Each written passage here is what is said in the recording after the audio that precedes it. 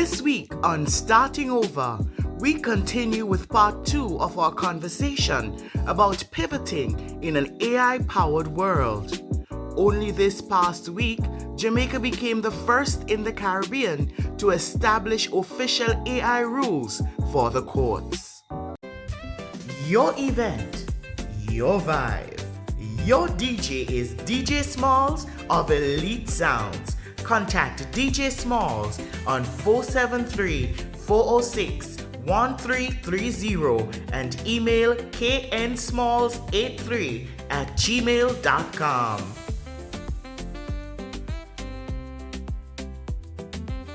Pure Elegance Designs specializes in handcrafted fabric hats and fascinators, statement necklaces, earrings, clutches, and headbands for your event. Each piece of Pure Elegance Designs is created with you in mind.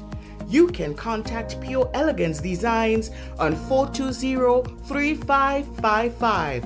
And if you want a collection piece, you can visit the outlet store in the Galleria Mall, Grand Anse, and the Chocolate House on Yonge Street, St. George's.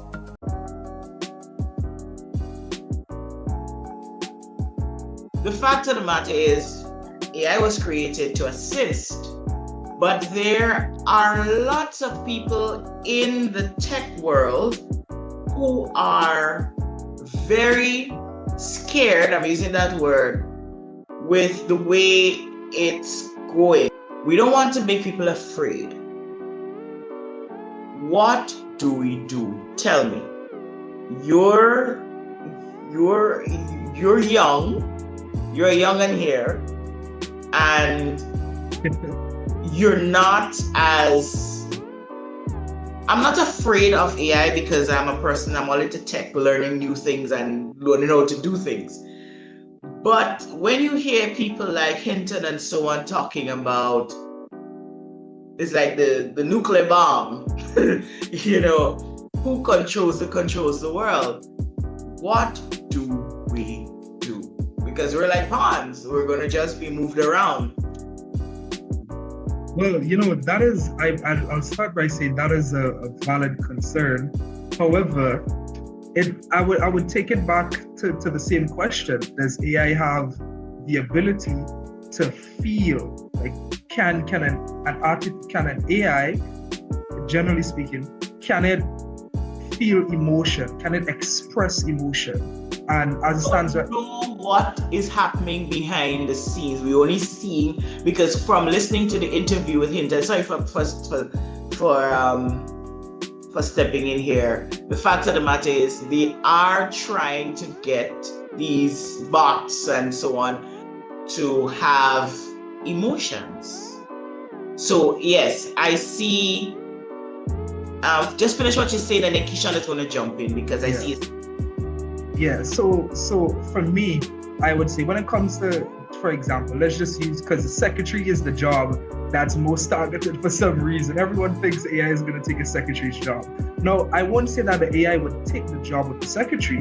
What I would probably say is that the secretary may not be called a secretary anymore. There may be a different term that would come for it, because there would be several roles and responsibilities that would be relieved from said secretary by the AI. And as a result of that, then they may move from calling the secretary a secretary to a manager's assistant, or to an assistant, rather than calling them a secretary, because the roles and responsibility of said role would change. And that is the case for many of the jobs in many industries when it comes to artificial intelligence.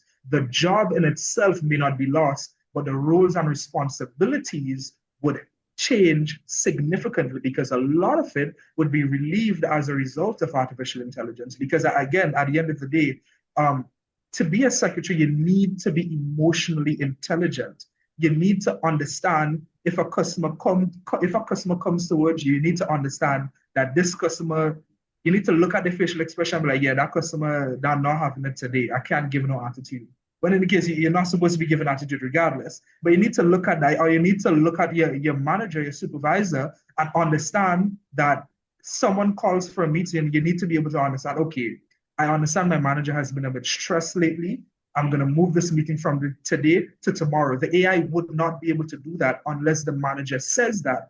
And then in this case, what's the purpose of the AI in the first place? Because the job of the secretary is to be the assistant in that case. But if it isn't emotionally intelligent in that way, then the job goes back to the manager, because the manager would then have to come back and go to the AI and be like, nah, I can't take my meetings today. I ain't feeling well. But really and truly, that should be the job. That's the job of the secretary in one instance. But there are several other jobs, several other roles and responsibilities of secretaries and assistants. But that's just one example. And just to go back a bit, when it comes to being scared of AI and the whole issue of AI taking over the world, in my opinion, there are studies that show that AI has not yet achieved a level of consciousness. And after it has achieved consciousness, it needs to be sentient. It needs to be able to feel, etc. My fear, I would admit, is that if AI achieves a level of consciousness without sentience, because if something is conscious, it's able to understand what it's doing and make decisions and stuff like that based off of information, but it can't feel, then it would be able to deceive, you would be able to lie, you would be able to manipulate without feeling the repercussions. So the fear, in my opinion, would be that AI becomes conscious without it being sentient. And in that case, I would say that is a 100% valid fear, because like you said, we don't know what they're doing behind the scenes. So what if it's the case where they're just trying to become the first to achieve an AI that is conscious, but they've foregone the importance of consciousness with sentience rather than consciousness without sentience. So I would say, as it stands, like you said, we don't know what they're doing behind the scenes. However, from what I know, from what I've researched, I don't think AI has achieved the level of consciousness, to my knowledge, because it could have, and they just don't publish it yet, to my knowledge, where it can negatively impact the lives of everyone or come to take over the world. All right. Thank you. Thank you, Joshua. Keshawn, you had your hand up. Yeah, I'm going to be very, very concise with this. I think that we have to be very careful with the level of hype that is surrounding the industry of AI or the technological industry. You need to be aware of one. First of all, anybody that's looking to deploy this technology or take it seriously at scale needs to understand that trends like this has happened before. Although AI is very different from a lot of technologies before, there is something called Ghana's hype cycle, where when a technology is introduced, usually industry starts to push a lot of money behind it. If it's a promising technology. For example, what happened with the dot-com bubble at the dawn of the internet. There was a huge bust at the 2000s, but companies came out after the fact, and they have proven to be useful to society. Some of them detrimental, but have proven to be useful to society. Now, I do believe in a lot of cases, a lot of the heralders and the loud voices right now in technology, speaking about the negative implications and talking about sentience and consciousness of AI, they, for one, have a stake in AI becoming conscious, in AI becoming ubiquitous.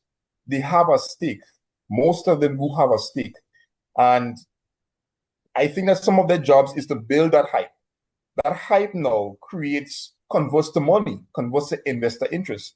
Because if you think of it for a while, if for adventure, the more AI moves forward, if whichever company is able to achieve a general purpose AI, the stockholders, they will be the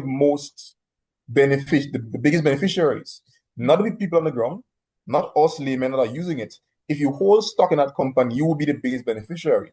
So therefore, you are incentivized to ensure that this talk around AI continues, it persists, it remains relevant.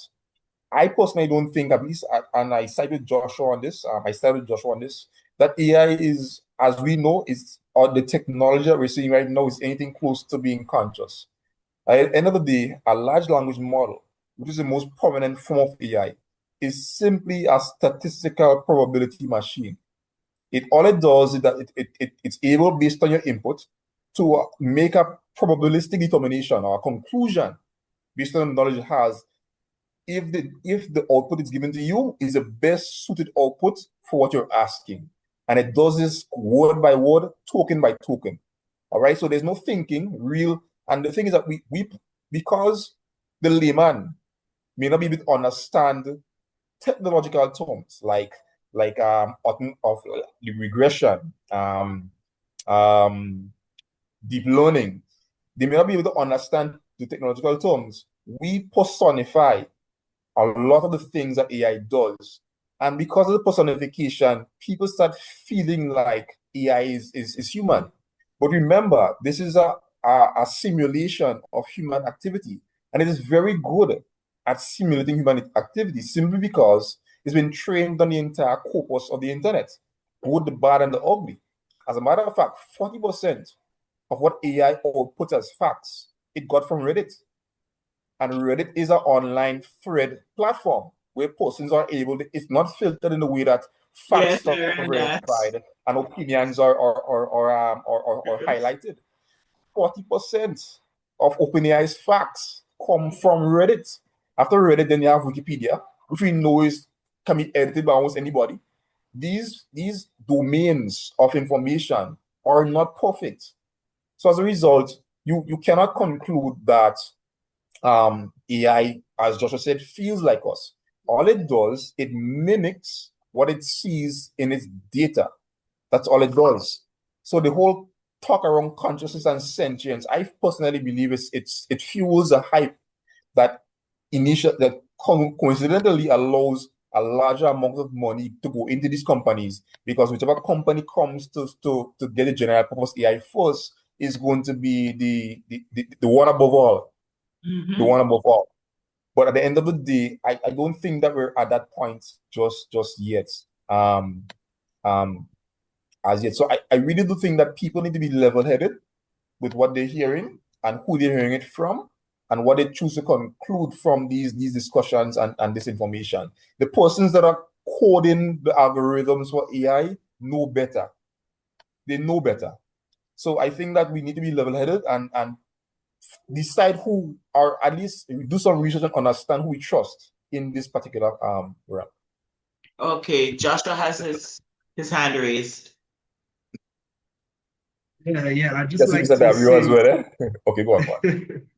yeah, sorry. I just want to just quick jump in and say, yeah, Keshawn, you put it, but absolutely perfect. Because we're in a world now where one of the main currencies of the economy is not necessarily money, but it's attention, it's hype, you know. And once you can get that going, you can convert it into money, because money is a means of exchange, you know. And if you can get that level of hype to be attached to something, an individual, in that case, what you're doing is that you're getting that no means of exchange. You're taking that exchange and you're exchanging it from hype and popularity and news and fear, and you're fueling it, you're channeling it into money now, into the pockets. Because at the end of the day, it's like, and you know, it's really ironic,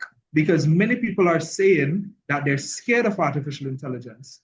However, the number of people who have used LLMs, large language models, over the past few years since ChatGPT came out, well, OpenAI came out with ChatGPT, which is the largest, arguably one of the largest ones, has increased. I mean, if you're afraid of something, why are more people using it? You know, so my thing is it's really ironic, because, and if you look at it from an objective standpoint, it's like it makes 100% sense, because regardless of how many people pay or sign up to use ChatGPT, OpenAI makes a ton of money regardless. They've moved from a nonprofit. Now I believe they're moving from a nonprofit to a for-profit.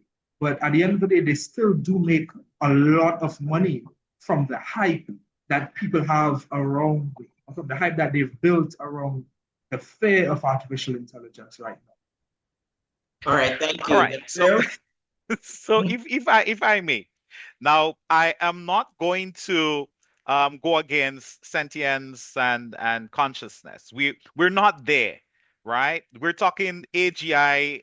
I'm not sure if we're going to get there in the next 5, 10, 15, 20 years, or if we're ever going to get there, where we have AI that is fully conscious and is able to feel and so forth. So that is, I'm not touching that. I agree with those guys. We're not there.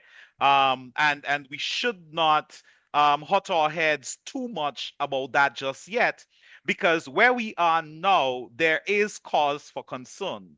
Now, I agree there are certain jobs where human emotions are required, but I don't understand what the human emotion is that you would need if you are calculating payroll. So if you're hired by a company to calculate the payroll, the salaries, I don't know what emotions you need, because that is a mathematical job. You can't Payroll pay club. me more because you feel a kind of how about me. No, there is a rate of pay. There are the number of days. That is a mathematical equation, right? It needs no emotions whatsoever. Do the calculation and pass it off. If the AI in its current form is able to do that, whether it is wrapped in an application, what have you, there is no need for me to have a company with 500 employees to have 10 accountants or 10 people in payroll. I need maybe one or two persons to oversee the software, make sure it's doing what it's supposed to do. But I don't see why I need that. We spoke about Nano Banana earlier, Mhm. and a few days after it was unleashed, of course, I got my locks and that sort of thing. And it went And high. I had a discussion with one of the persons, highly paid, within our space, whose job it is to design a lot of the posters and flyers and so for a particular company. And he uses Photoshop quite a bit. And after playing around with it for a couple hours, he got back in touch with me and said, "Hey, Dabs, I'm in trouble." And I'm like, yes, precisely, because the company who released Photoshop, Adobe, and Firefly, they have incorporated Nano Banana in their into their space. I am able to create things, to do things with pictures that I otherwise would not have been able to do because I have no expertise in Photoshop. So something I would have passed off to somebody who is versed in that and give them a little money for. They're not getting a cent from me right now because I can do it myself. Then I spent some time with Claude. I hate programming. I am not a coder. Give me something else or give me debt, not coding. And I was amazed at how quickly I was able to get Claude to create a few simple applications for me. That worked, by the way, with just some careful worded prompts. Now, yes, it's a way off from creating really complicated programs, what have you. But if I need something simple created, there is no reason for me to now employ a developer for that. And there are applications that are doing the full stack. So you have the front facing, the back facing, everything is being created by these applications. So my thing is, why would I then employ you? There are guys who used to make thousands of dollars creating websites for people. You can get a website built right now for under $50, 50 US. And it is professional. It everything you need is there. Yes, you may still need one or two web developers, but definitely not the number that you need. And we have not gotten to artificial general intelligence yet. This is just us in this space at this time. Now, I agree with Joshua 100% that there are not going to be a need for secretaries in the future. There is going to be a need for managers' assistants. I remember that. I remember you So the said. job of secretary is not going to exist. Now, if a secretarial program is focused on you typing documents and responding. AI can do that a lot better and faster. They have mastery of language. What he Mm-hmm. mentioned about the emotional intelligence now that is needed to support the manager, these are the things that you need to fortify your career with. You have to pivot from just answering the phone and responding to whatever. I had a situation earlier this year where a lady had some difficulties with an order from Amazon, and she interacted with Amazon to rectify the problem. And it worked pretty well until she found out towards the end of the conversation that it was an AI she was interacting with. And she got upset. And my question to her was the problem resolved? And the answer was yes. So, does it matter that you spent hours interacting with computer codes if at the end of the day it got resolved? Call centers. Call centers have scripts. You're called, and there is a set of answers that you're supposed to give. There Mhm. is a level of redirection that happens if the person on the other end says something that cannot be answered on script. My question is, can we mathematically take that apart using the bots and the technology that we have right now? Forget sentience, forget consciousness. If we can, then these people should not be so comfortable that they do not look to pivot or to add some other skill to their skill set. And in most cases, it may be as simple as infusing or including AI in your workflow.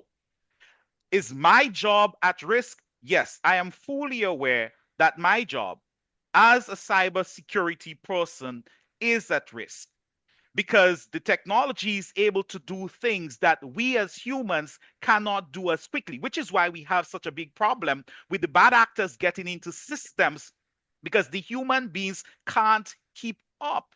So, what have I done? Pivoted to ensure that I have infused the technology in there, allowing me to get my job done a lot faster while also looking at other avenues of skills that can be developed. So, should AI in its current construct. So we're still talking large language models. We're not talking AGI. We're not talking.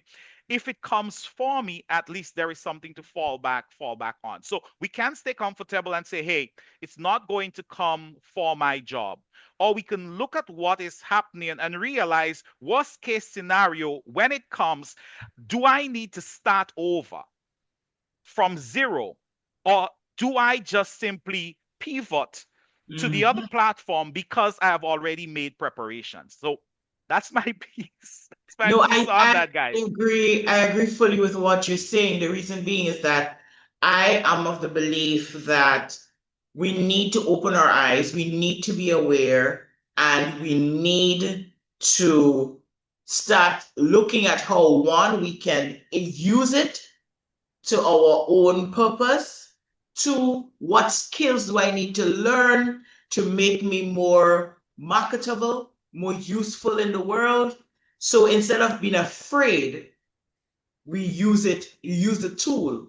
And that's the thing. We should not be Advantage. afraid of the technology.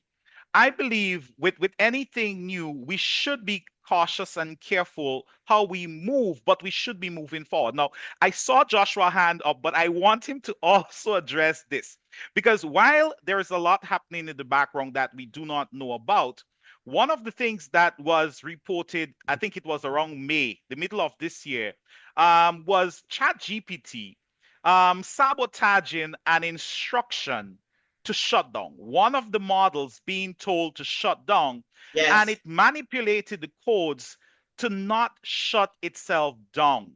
Again, I don't believe that right there is consciousness or sentient. I don't think we've gotten there as yet, but I would love to hear his take on as one who actually programmed the bots and create them as to what may have actually happened because The The malfunction. entire thing is shrouded in secrecy. They haven't said exactly what may have caused that. And if this is something that we should be concerned about moving forward with these different applications, these different systems that we are including within our different spaces. And I'm talking more about the more developed countries because, as Joshua said, we are a little slow with it.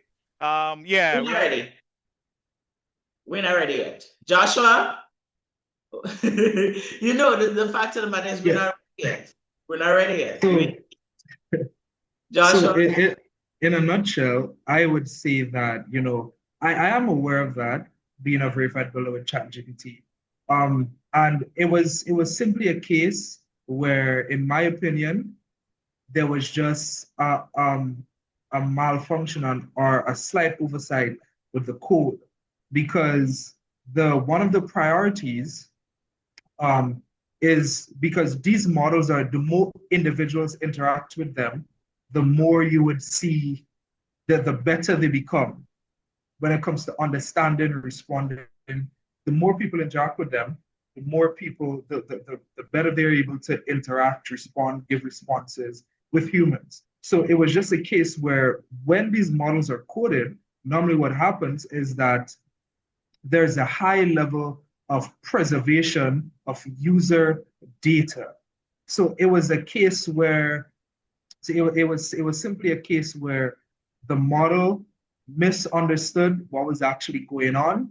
And so it was like, for example, whenever they release a new model, because it takes a lot of data, for example, when they were releasing 4.0, they had to delete 3.5 or 3.2. So normal, what happened is that the model misunderstood and it saved the data. Let's say, for example, they were releasing 4.2 and they were deleting 3.2. What happened is that the model saved all of the data that was on 3.2 and uploaded it and said the data is deleted because it was simply just a misunderstanding. Now, in my opinion, that's not a case to be scared. But just to add, there are several points of Mr. Dabreo stated that I humbly agree with. I would say, firstly, like I said in the beginning, I do believe there's a high necessity to upskill ourselves.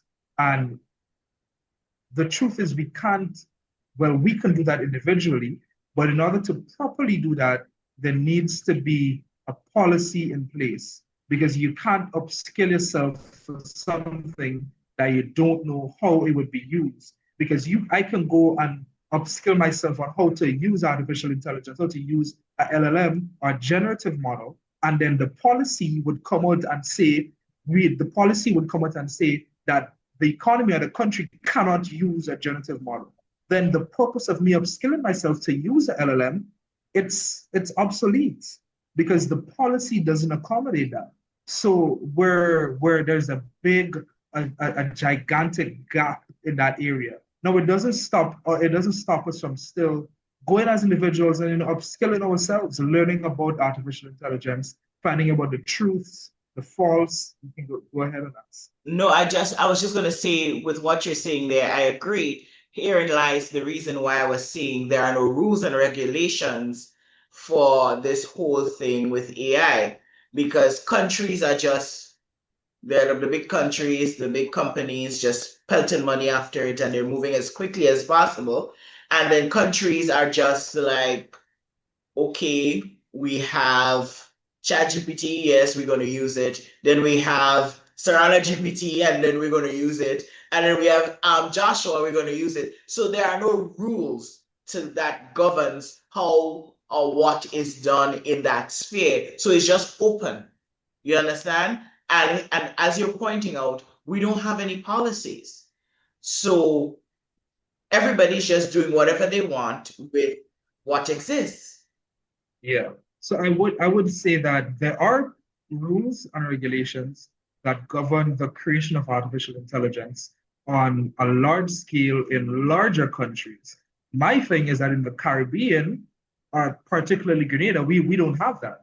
That's that is where in the Caribbean we don't have that. We're just a bit slow to adopt it. And there aren't many, I would say, negative use cases or case studies in the Caribbean when it comes to the use of artificial intelligence for something negative. On a large scale, larger countries, yes, you can see there are a few deep fakes and that kind of stuff. But when it comes to the ability for the Caribbean, particularly again Grenada, to carry out something like that to the level that it should be fed, because I'm not saying we can't do it, but to the level that it should be fed or to the level that it poses a threat, we're not there yet. We're not there yet. Now, this is where the government should step in and be proactive rather than reactive, and assist in, well, not assist in, but take initiative and set the rules and regulations in place for how AI should be created within the Caribbean or within Grenada, and then get individuals to create AI, to create different AI tools for Grenada or for the Caribbean to use. That way we're ahead and we're being proactive rather than reactive. But I mean, to say that there are no rules and regulations created for the creation of AI on a large scale in the first world countries, I mean, there would be no creation of AI tools in the first place if there were no rules and regulations. I mean, in order for businesses to make a profit, you need to have the rules and regulations in place, or else a lot of individuals would be exploited. For example, ChatGPT, whether it is formal rules and regulations or just rules and regulations within the coding process. Because, for example, if there were no rules and regulations for AI if there were no rules and regulations for how to create AI on a large scale, then AI would be able to assist with creating a bomb. Or AI would be able to assist with individuals going to create a plan to rob a bank. Or AI would be able to assist with individuals to commit suicide. But the truth is, it can't do that now because there are rules and regulations in place that help govern the creation of artificial intelligence on that level. Now, you are correct in saying that there are no rules and regulations on a large scale in the Caribbean and by extension, Grenada. So that is why I'm saying we need to be a bit more proactive rather than reactive. All right, thank you, Josh. Discover beauty with confidence at HD Lady Limited, Grenada's home for vegan, cruelty-free, high-definition cosmetics. Visit us at the Deco Building, Tempe St. George, or the Outlet Galleria Mall, Grand Anse.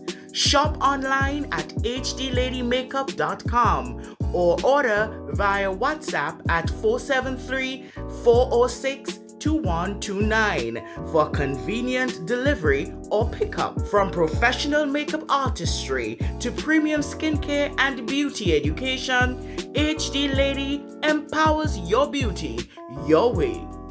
HD Lady Limited, confidence redefined.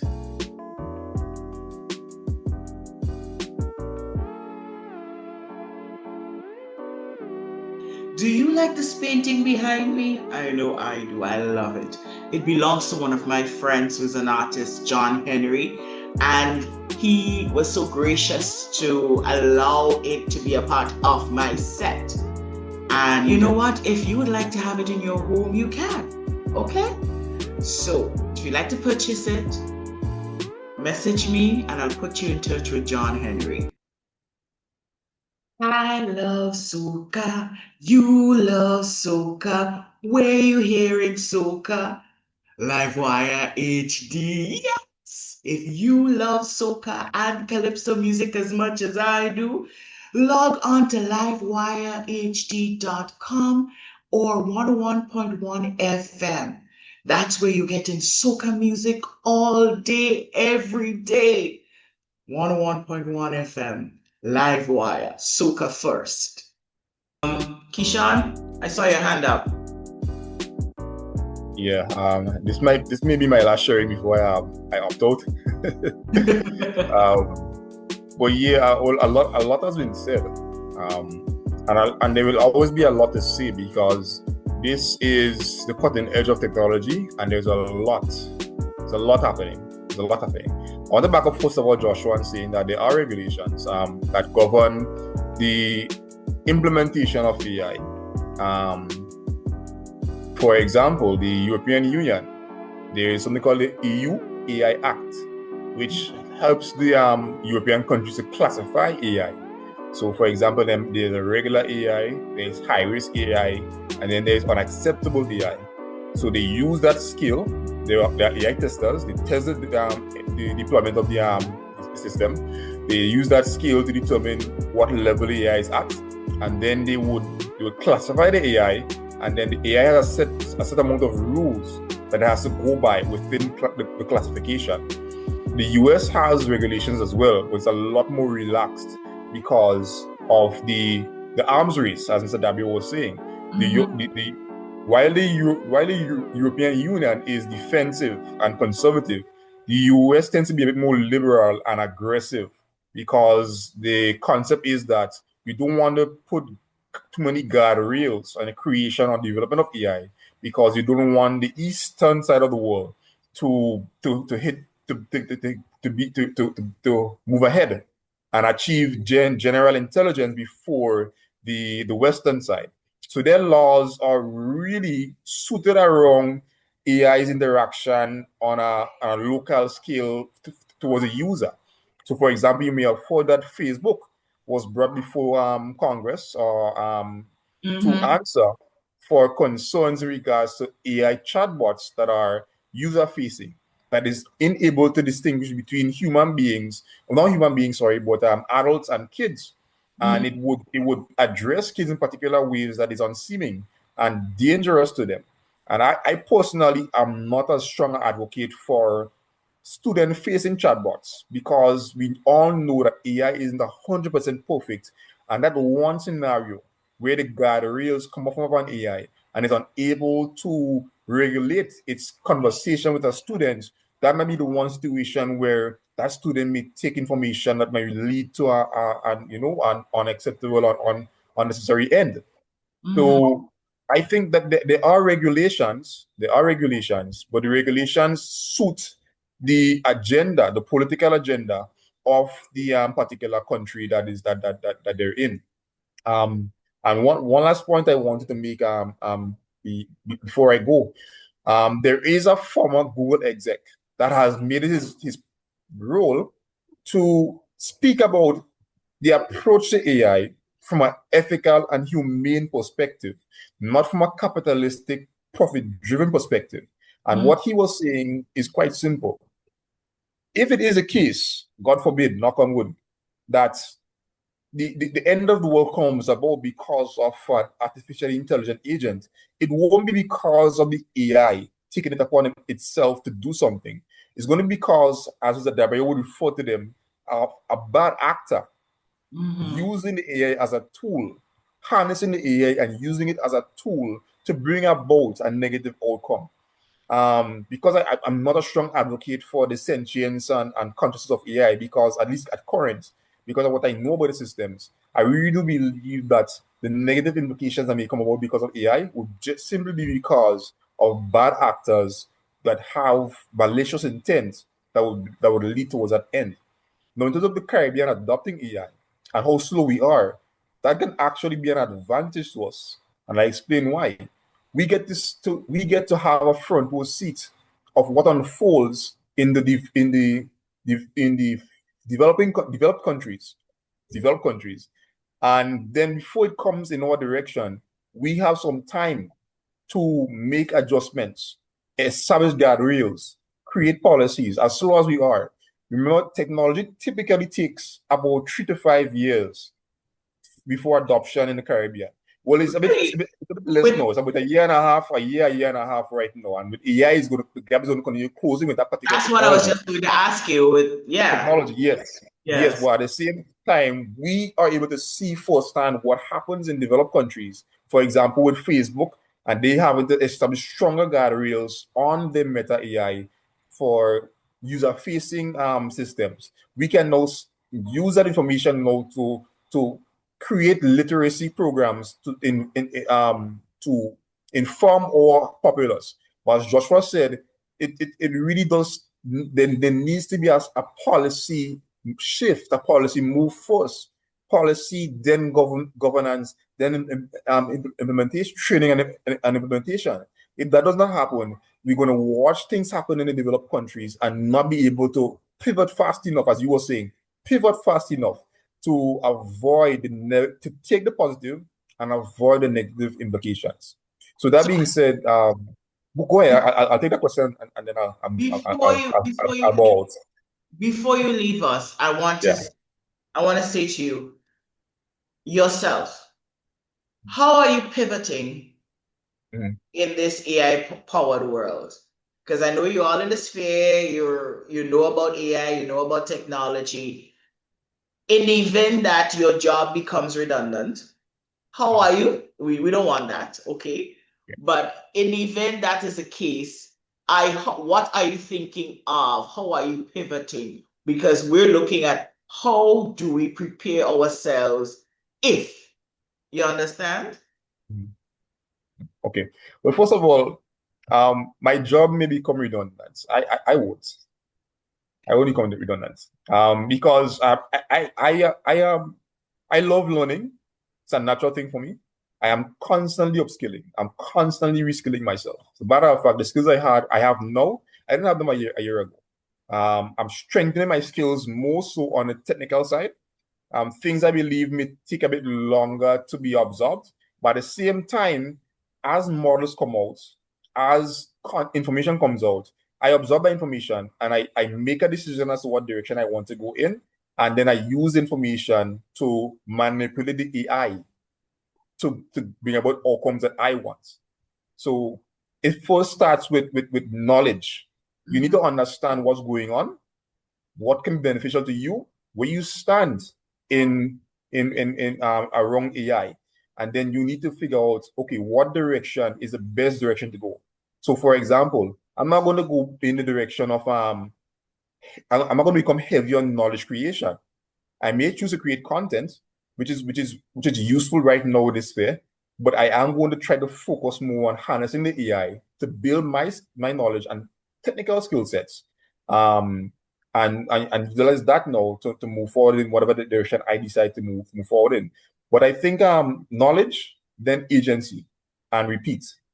All right, you need to edify yourself, understand what's going on, then take action and repeat. You take action, it may be successful, you may learn some things, you iterate, and you move in a particular direction. Within the knowledge should tell you what direction is best to go in and what is probably not at best to go in. So for example, we know that AI right now is affecting entry-level jobs. So junior developers, secretarial work, um, um, legal, paralegal individuals. So a lot of the entry level jobs are being negatively affected. They are being automated. However, the skill jobs and the more complex knowledge jobs, they're being augmented, which simply means that the people at these levels, they're able now to use or leverage AI to increase their expertise and expedite their abilities. So automation is happening a lot at the entry levels, but augmentation is happening when you at the more complex knowledge creation levels and technical areas.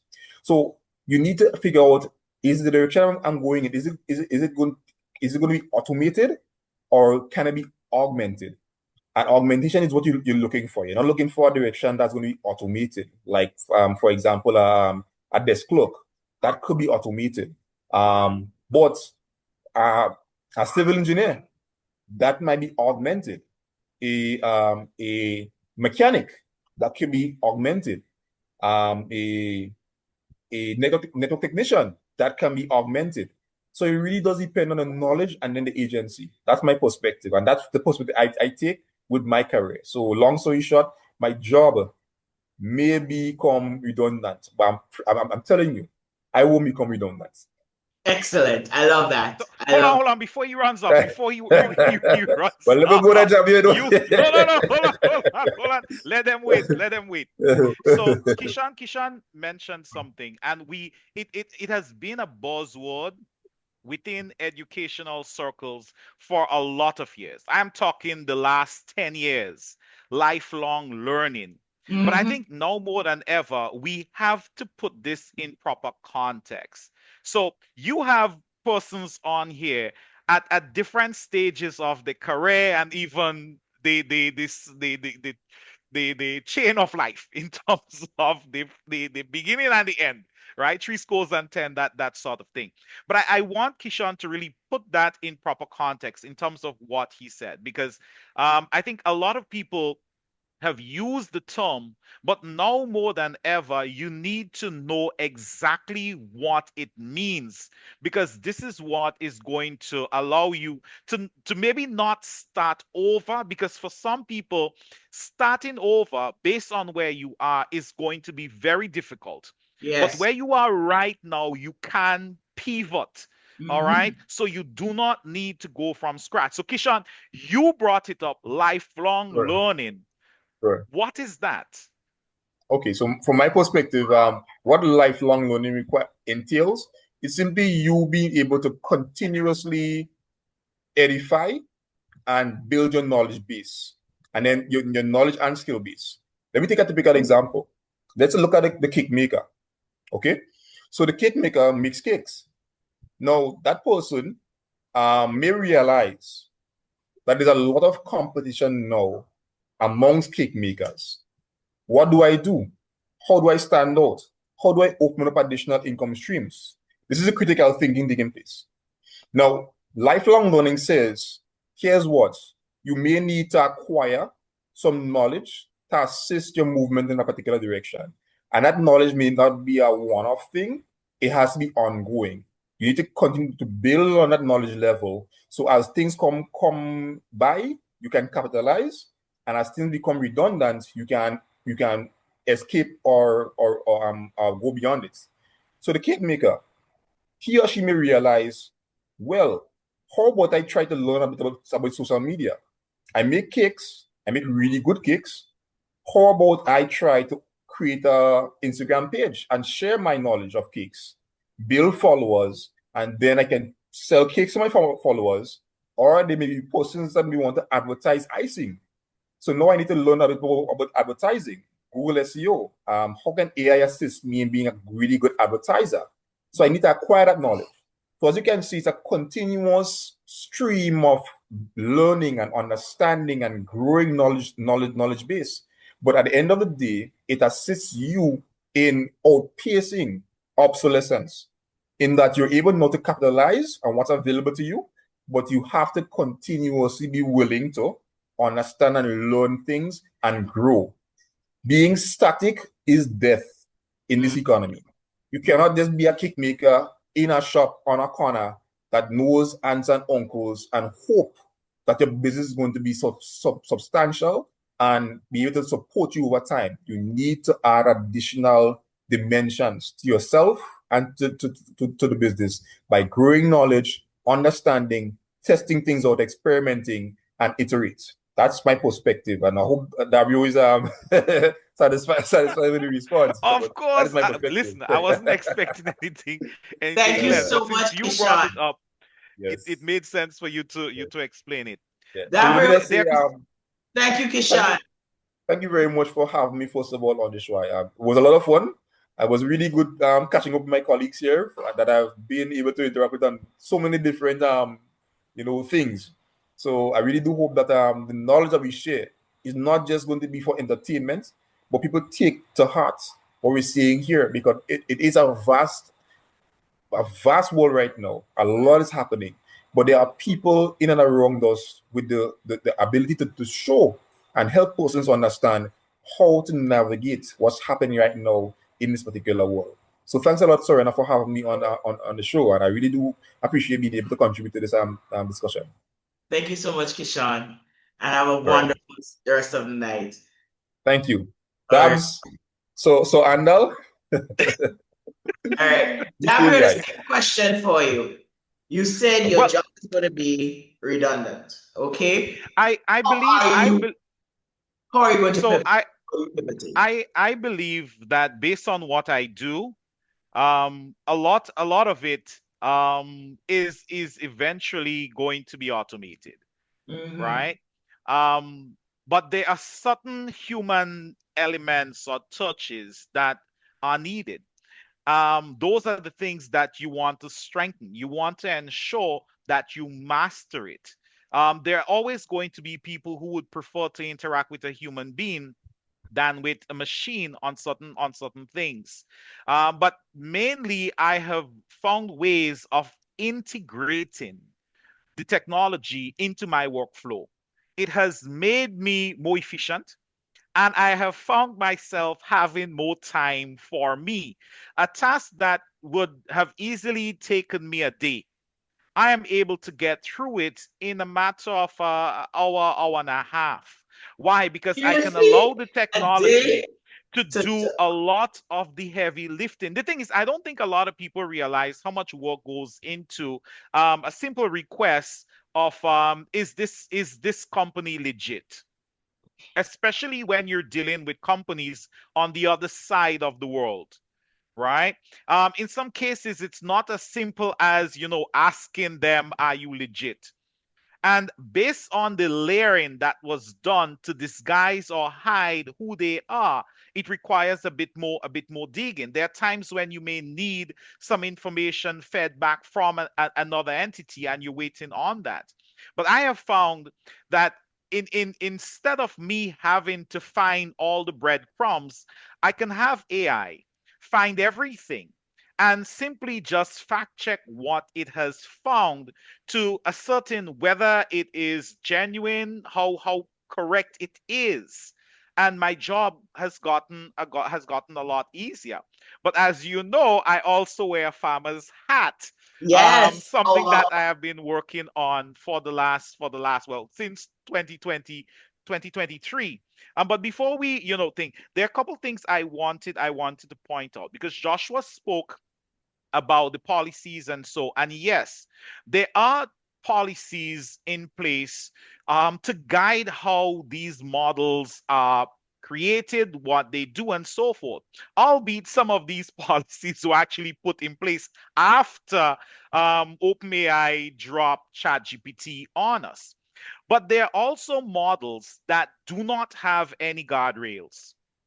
And I'm thinking about Fraud GPT, for example. Now, Fraud GPT is a large language model that is available on the dark web via subscription that a bad actor can leverage to create whatever malicious content that they want.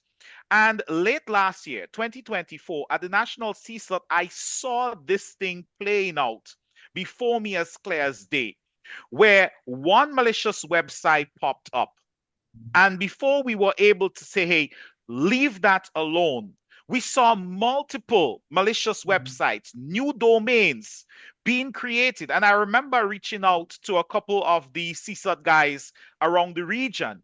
And we came to the same conclusion that we were looking at AI being leveraged against our people in a well coordinated phishing attack, Mm. right? There was a time when you looked for bad spelling and grammar and so in the phishing emails. The days of that is long gone. Even the emails appearing to be coming from someone who never sent it. The layering associated with spoofing now, spoofing is making it appear to be something that it isn't. It is a lot more complicated, a lot more sophisticated. And again, we know that is because bad actors, cyber criminals out there, they have been able to access these tools and leverage it.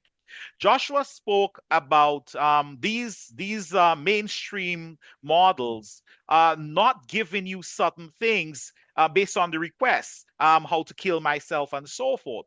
Well, I have asked three of the more popular ones for instructions to compromise a popular access point, and they gave me the instructions. I didn't say, give me instructions to compromise this access point. My prompting was a lot more sophisticated than that. But they Mhm. gladly gave me the information because I knew what the guardrails would look like and how I can get it to give me thinking it is helping me, whether as a researcher or anything along those lines. And it has gone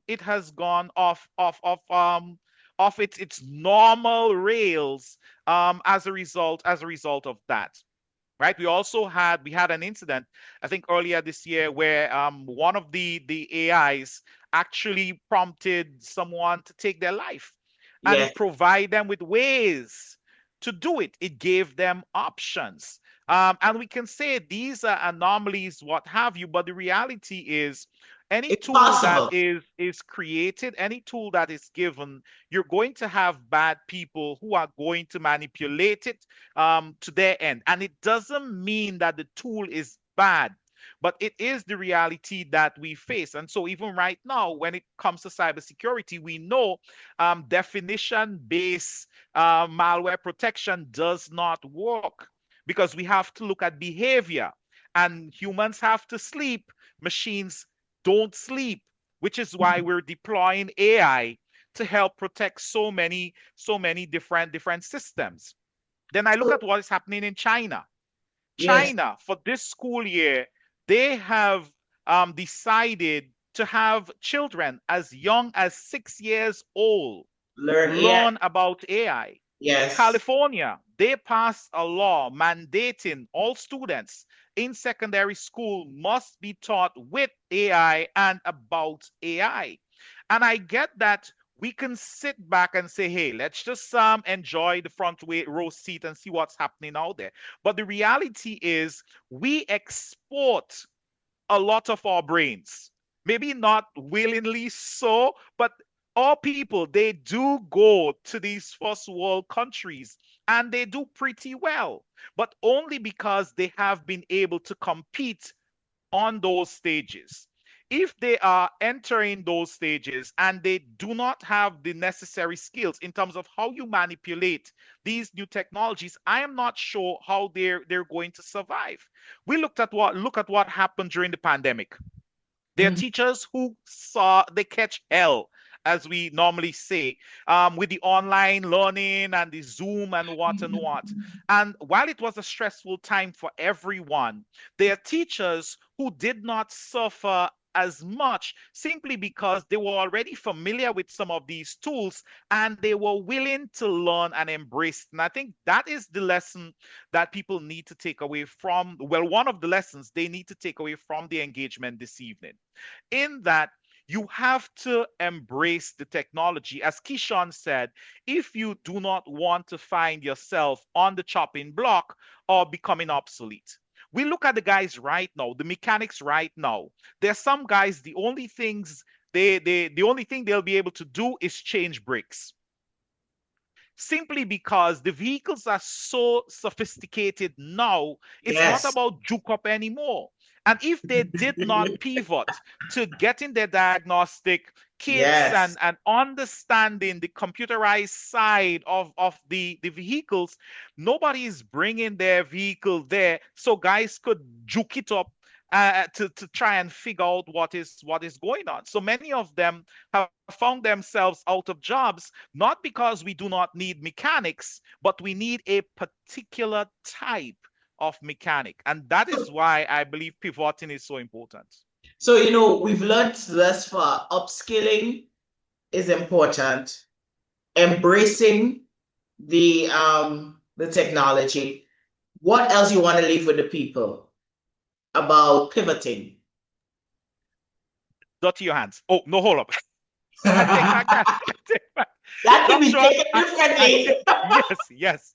So I think the people who know me, they know I am not too careful about being politically correct. But I think telling people to dirty their hands is just wrong. People As the might be Minister going of into the Agriculture online. yeah, you understand. Next thing people say, I promoting Obia and them kind of thing. But it goes back to one of the things that Keshawn mentioned, and I think Joshua mentioned it as well, in that it makes sense now to be able to do things with your hands in addition to whatever knowledge based skills you have, right? We've looked down on technical people for a very long time. And within our education system, I am talking about how we view the students at Nulo when compared to the students at Tamsisi, for example. not realizing that the students at NULO, they come out from that institution, and oftentimes they create employment. They start up their plumbing job, their electrical installation job, and they hire some of these very same people coming out of TAMCC.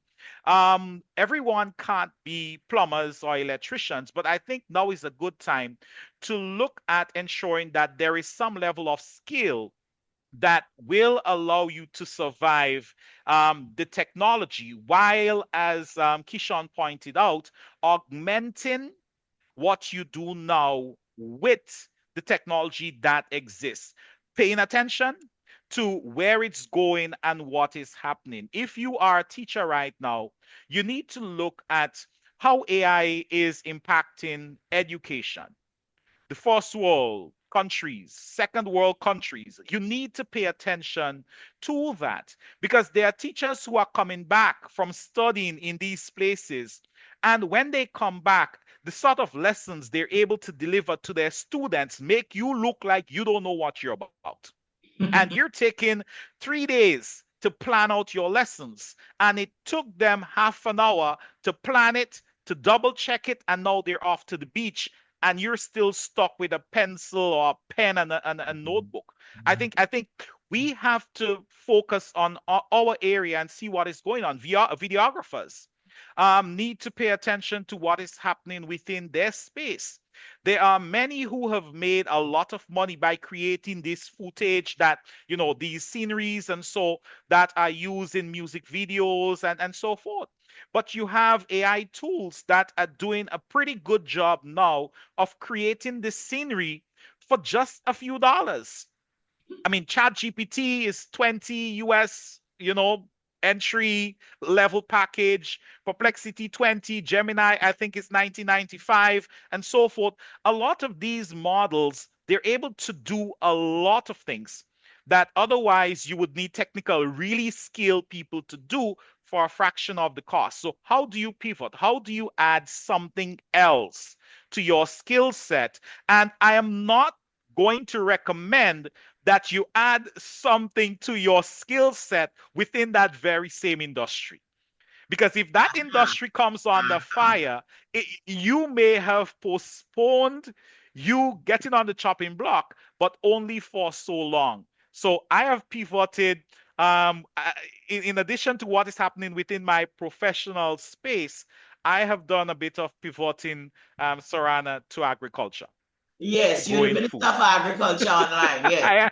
On Yes. Facebook, yes. And I have been amazed at how much technology and how much Mhm. science is involved in the growing of food.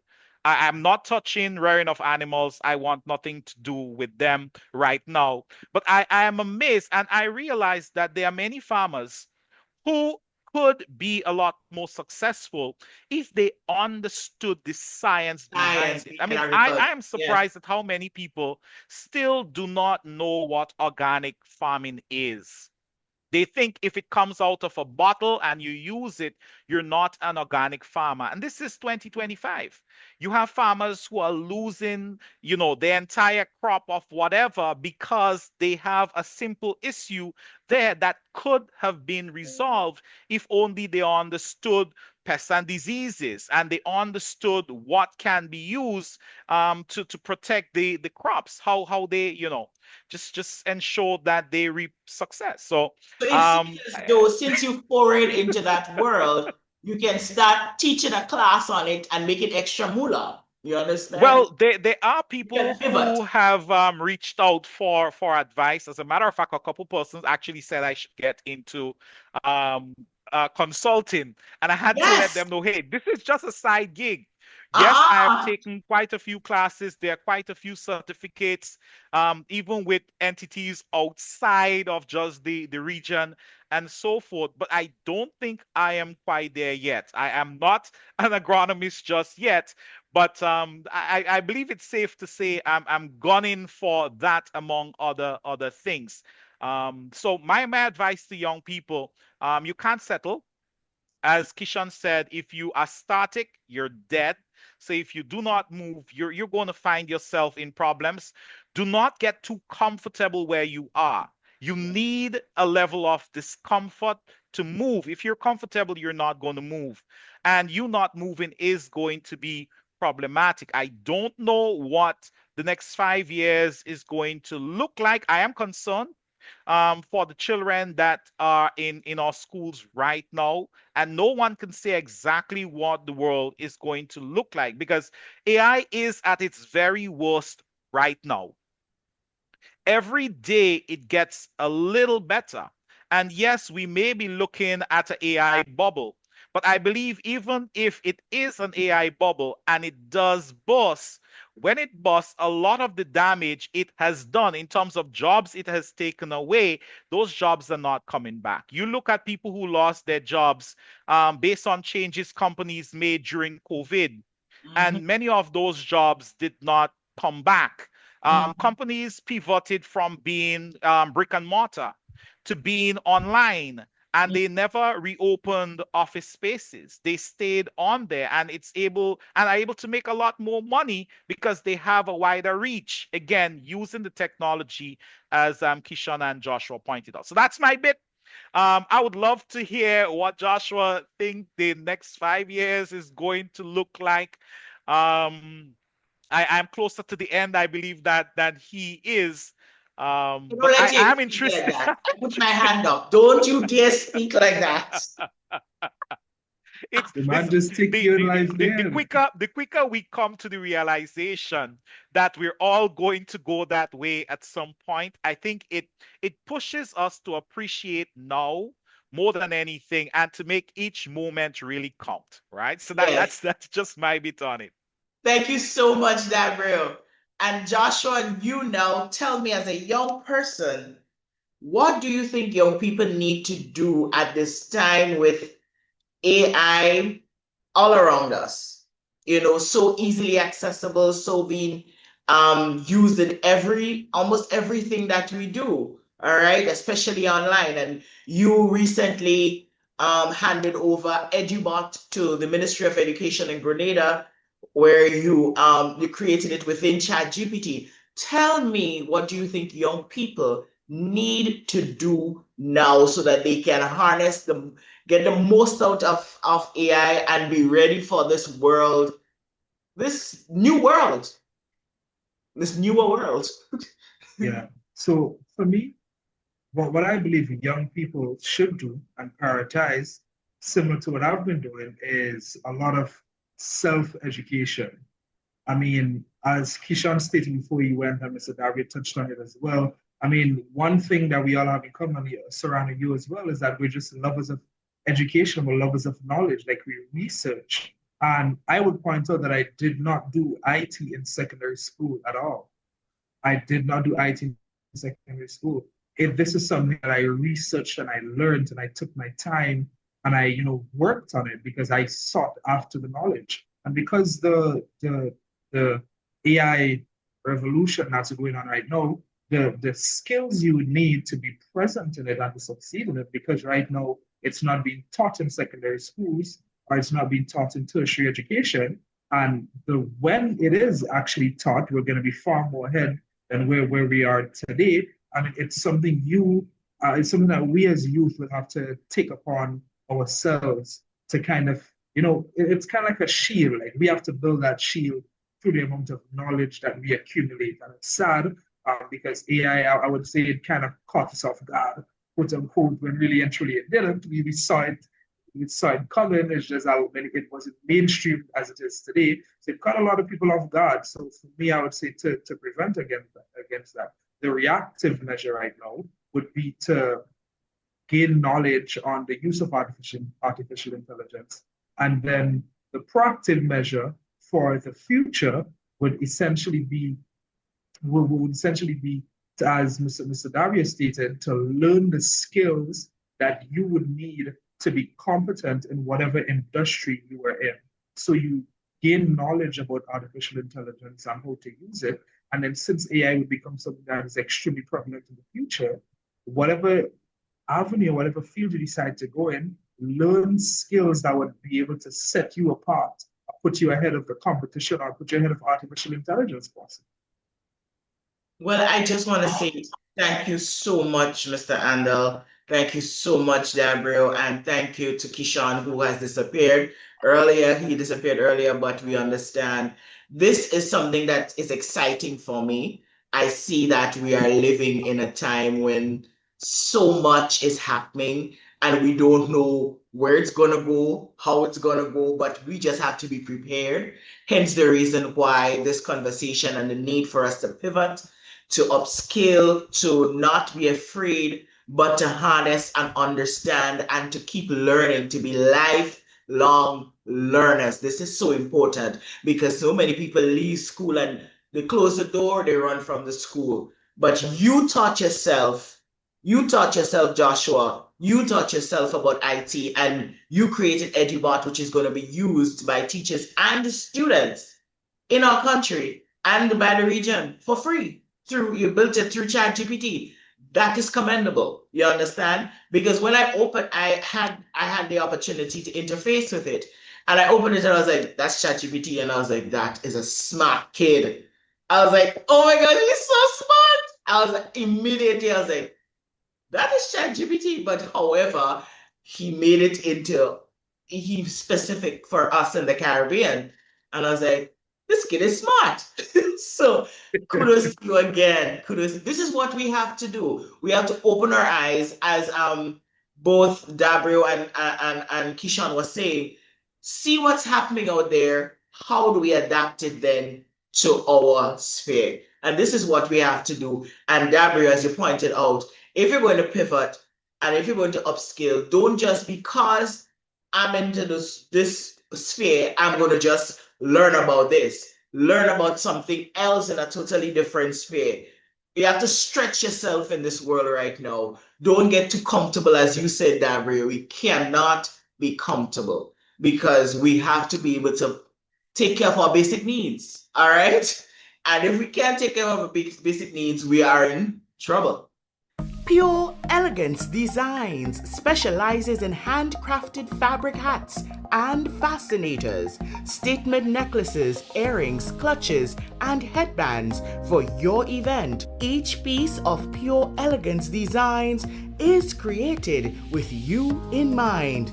You can contact Pure Elegance Designs on 420-3555.